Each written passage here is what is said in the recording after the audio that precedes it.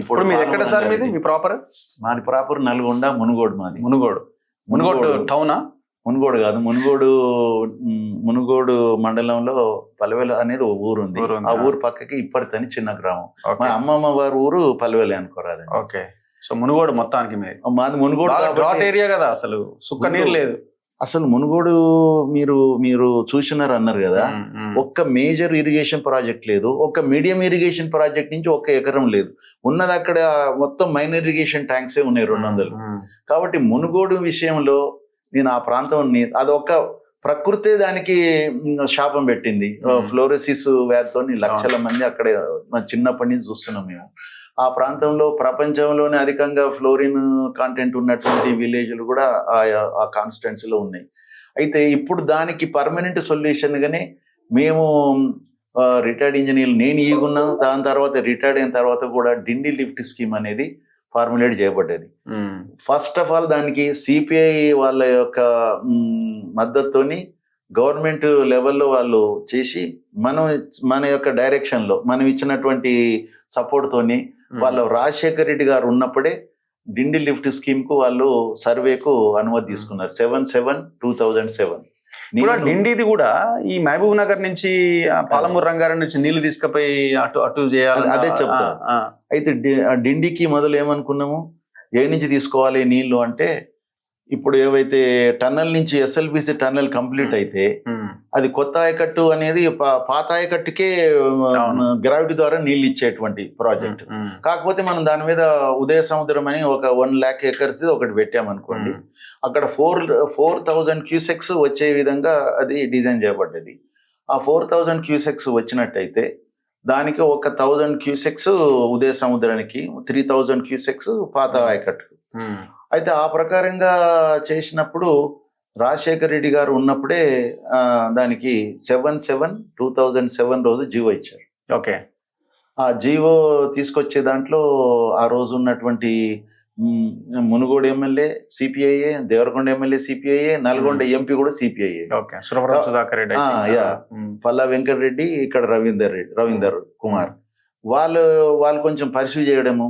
దాంతో రాజశేఖర రెడ్డి గారు కూడా ఓకే 2 కోట్లు అవుతుంది అని చెప్పి ఇచ్చేసిండు. అది సర్వే అయిపోయింది. ఓకే. సర్వే అయిపోయిన తర్వాత దానికి ప్రభుత్వానికి పంపించాలంటే ఏ ప్రాజెక్టు లేని విధంగా ఒక జీవో తీసింది ప్రభుత్వం, జీవో 200 అని. ఆ డిపిఆర్ ని పరిశీలించడానికి ఒక కమిటీని వేశారు. ఆ కమిటీలో ENC plus CCDO plus project C ముగ్గురుతోని వాళ్ళు పరిశీలించి దాన్ని రిజెక్ట్ చేసుడు, వెనుకకు పంపించుడు. గవర్నమెంట్కు 7 సంవత్సరాలు అయినా కూడా గవర్నమెంట్కు డిపిఆర్ పోలేదండి. 2007లో జీవో వస్తే సర్వే యొక్క డిపిఆర్ 2014 వరకు కూడా పోలేదు, తెలంగాణ వచ్చేంత వరకు. తెలంగాణ అప్పుడు కేసీఆర్ గారు ఏమంటే, నేను మన ప్రభుత్వం వచ్చినాక దీన్ని టేకప్ చేద్దాము, ఇక వీళ్ళని బతిలాడేది ఏందని అన్నాడు. ఆయన రాగానే దీన్ని టేకప్ చేసే టైంలో మన జానారెడ్డి గారు ఒక లెటర్ ఇచ్చారనమాట. టన్నల్ వాటర్ని, ఇది ఎస్ఎల్బిసి అనేది టెంపరీగా లిఫ్ట్ స్కీము, పర్మనెంట్ గా టన్నల్ అన్నారు. కాబట్టి టన్నల్ వాటర్ కూడా మాకే రావాలి, మీరు డిండికి ఇంకా ప్రత్యామ్నాయం చూడండి అని వారు లెటర్ ఇచ్చారు, లీడర్ ఆఫ్ ఆపోజిషన్. అప్పుడు కేసీఆర్ గారు ఏమన్నారంటే మాతోని, మరి మీ లీడర్ ఇట్లా అంటారు కాబట్టి దానికి వదిలేద్దాం, ఇక పంచాయతీ ఎందుకు, ఇప్పుడు ఎటుపోయి పాలమూరు రంగారెడ్డికి ఆ నుంచి తీసుకుంటున్నాం కదా, అది కూడా శ్రీశైలం నీళ్ళే కదా టన్నల్ కూడా, ఇది కూడా శ్రీశైలం కాబట్టి ఈయన్ని మీకు సపరేట్గా ఒకటి కట్టిస్తే 2 స్టేజ్ లిఫ్ట్ లో మీ డిండిలో పడతాయి కదా, ఆలోచించుకొని ½ hour టైం ఇచ్చాం. మేము కూడా ఆలోచించి ఏం చేసినామంటే, ఎటుపోయి మన లీడర్ ఇది అంటున్నారు కదా, కాబట్టి ఇది కూడా శ్రీశైలం నీళ్ళే కదా అని చెప్పేసి ఓకే అని చెప్పి, ఓకే అని చెప్పగానే జీవో ఇచ్చిండు 240 ఏదో ఉండే జీవో నెంబర్. అయితే అప్పుడు ఏమన్నారంటే దీనికి సపరేట్గా ఉంటుందని, ½ TMC కదా మనకు కావాల్సింది 6,000, వాళ్ళకేమో 2 TMCలు పాలమూరు రంగారెడ్డి, ½ TMC దీనికి వేరే, దానికి వేరే పంపింగ్ స్టేషన్లు అనుకున్నాం. తెల్లారి మళ్ళీ ఏం చేసిందంటే 2 వేరు ఎందుకు ఒక దాంట్లోనే పెట్టేసి 2 పంపులు ఎక్కువ పెడితే సరిపోతుంది కదా అంటే ఓకే అన్న. దాని తర్వాత మేమేమన్నామంటే శ్రీశైలంకి 60 days కానీ తీసుకున్నారు ఫ్లడ్ డేస్. ఆంధ్ర వాళ్ళు ఏమో 30 ఫ్లడ్ డేస్ కి తీసుకొని ఎక్కువ పెట్టుకుంటున్నారు 4 TMCలు. మనం కూడా 30 తీసుకున్నట్టయితే దీన్ని 4 TMCలు పెట్టవచ్చు కదా అని మేము ఎంతో ఆర్గ్యూ చేసినాం. మేము అప్పుడు చేస్తే రెండు సరిపోతుంది కానీ అది ఏకంగా గొడవ అయింది కదా పాలమూరుకి నల్గొండకి మధ్య అదే వివాదం కింద అది ఇప్పుడే మీరు 4 చేయమని మేమంటే 2 సరిపోతుంది అన్నారు కదా, 2 వాళ్ళకు హాఫ్ మనకు అని అట్లా. తర్వాత ఏం చేసిందంటే రెండిట్లని 1.5 వాళ్ళకు హాఫ్ మనకి చేసిండ్రు అన్నట్టు. అది మేము అపోజ్ చేసినా కూడా అప్పుడు ఏమన్నాడంటే ఇప్పుడు 60 రోజులు తీసుకుంటున్నాం కాబట్టి 120 వస్తున్నది, వాళ్ళకు 90 TMC పోతుంది, మీకు 30 TMC వస్తుంది, వాళ్ళకు 70 కదా ఒరిజినల్గా ఉన్నది, జూరాలు ఉన్నప్పుడు 70 ఉండే, ఇప్పుడు 90 చేశాము, ఇంకా తక్కువ ఎక్కడ ఇస్తున్నాం మనం అని ఆయన ఆర్గ్యుమెంట్ తీసాం. ఏం తీసినా ఎక్కువ చేసుకుంటే నష్టం ఏమున్నది అన్న.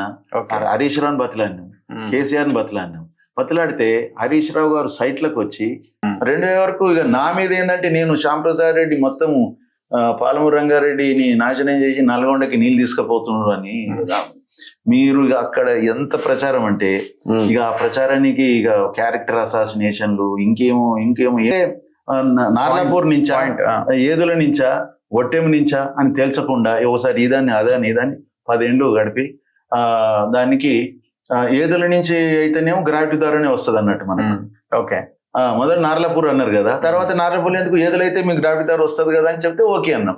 దాని తర్వాత అందులో 16 కిలోమీటర్ల టన్నల్ అనే వరకు ప్రభుత్వం ముఖ్యంగా కేసీఆర్ గారు టన్నల్ లేకుండా చూడండి, టన్నల్ అయితే ఇంకా కానే కాదు అది ఇదనని ఒట్టెం నుంచి తీసుకోపోండి అన్నాడు.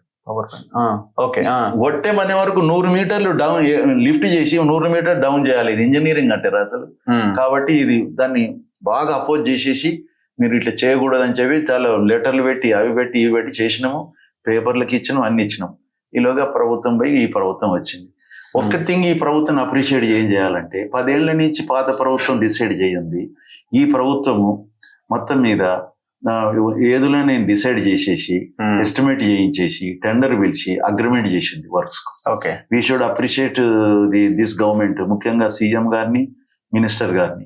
కానీ ఇప్పటి వరకు గ్రౌండ్ కాలేదు వర్క్. అగ్రిమెంట్ ఆగస్టులో అయింది, ఇప్పటి వరకు గ్రౌండ్ కాలేదు. ల్యాండ్ అక్విజిషన్ దాని కారణంగా కాలేదు. మీ ద్వారా నేను ప్రభుత్వానికి వినవించేదంటే మీరు ఒకటి జిల్లా మంత్రి గారే కదా, ఉమ్మడి జిల్లా కానీ కాబట్టి ఇప్పుడైనా ల్యాండ్ అక్విజిషన్ త్వరగా చేసి ఆ పనులను గ్రౌండ్ త్వరగా చేయించేస్తేనే మనకు ఆ నుంచి నీళ్లు చూడగలుగుతాము. ఆ నీళ్లు చూసేయడానికి లేట్ అవుతుంది కాబట్టి మేము ఏవైతే కొన్ని చిన్న చిన్న చెక్ డ్యామ్స్ తర్వాత సబ్ సర్ఫేస్ డైక్స్ తో ఒక 110 కోట్లకు ఒక రిపోర్ట్ తయారు చేసినాము. ఆ ప్రకారంగా మునుగోడుని ఆదుకోవాలని చెప్పేసి ప్రభుత్వాన్ని కోరుతున్నాను.